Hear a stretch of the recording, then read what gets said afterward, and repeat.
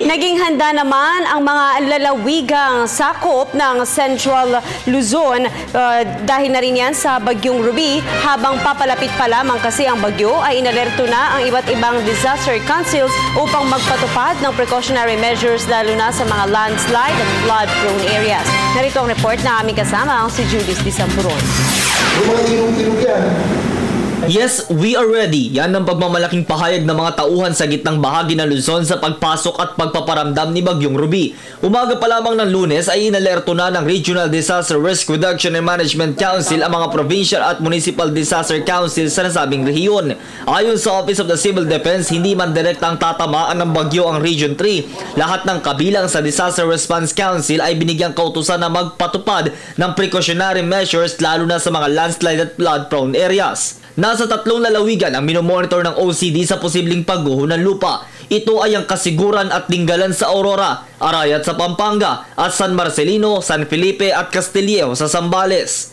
Isa sa mga ahensyang agad natutugon ang Department of Public Works and Highways. Dito'y lalo nilang pinaigting ang pagde-deploy ng kanilang mga disaster teams. Pag marami ang dalang ulan, mabigat ang dating dito sa Central Luzon kasi ito yung mga lalo na yung mga areas na binabaha dito sa Pampanga. So, lalo naming inalerto yung aming mga disaster teams sa low-lying areas along dito sa Pampanga River.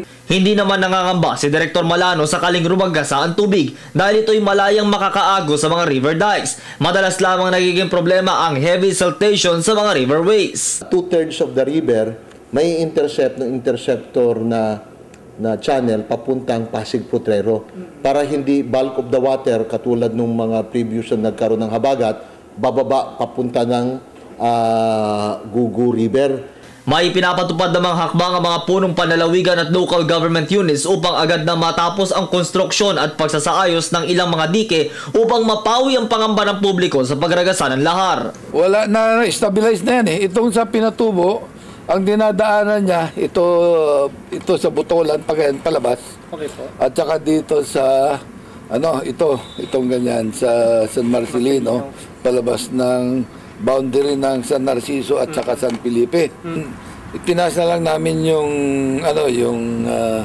yung dike para hindi lumabas. Ay, awa naman ng Diyos, yung siguro itong January, baka magsimula na yung operation na pagtanggal ng buhangin. Hindi man sa binabaliwala, nananatiling positibo ang lalawigan ng Zambales na hindi magkakaroon ng higit sa 2 metrong storm surge. Aniya kung susuriin ang track ng bagyo, galing ito sa karagatang Pasipiko kaya ang ihip ng hangin ay papalabas. Ang mas mahirap aniya ay kung ang ihip ng hangin ay papaloob, pabalik sa kanilang baybayin. So far, ang pagkabagyo galing doon, hindi namin problema. Okay. Kaya ang natatandaan ko magmula nung nakita ko yung ilaw sa mundo. Siguro mga 5 beses pa lang siguro nadaanan ng bagyo na nagmula sa dagat, papunta gano'n. Ang tinatamaan, Santa Cruz, Candelaria, Masinloc. Dito naman sa Dinalopihan, Bataan, tila hindi alintana ng ating mga kababayan ang pagdating ni Ruby. Sa halip ay business as usual pa din sila.